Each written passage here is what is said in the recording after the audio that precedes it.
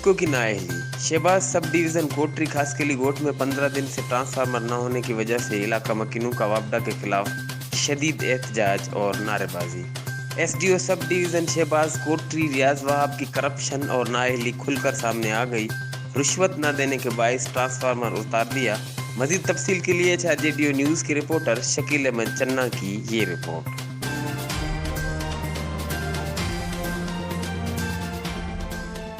Shahbaz sub division के SDO वापडा रियाज अरबाब के खिलाफ गोठ खासकेली में 15 दिन से ट्रांसफार्म ना होने की वजह से इलाके मकीनों का एहतजाज और शदीद नारेबाजी। इलाके मकीनों ने रोड भी ब्लॉक करके नारेबाजी की। जब उनसे हमारी बात हुई तो उन्होंने कहा कि 15 दिन से हमारे पास ट्रांसफार्म नहीं है।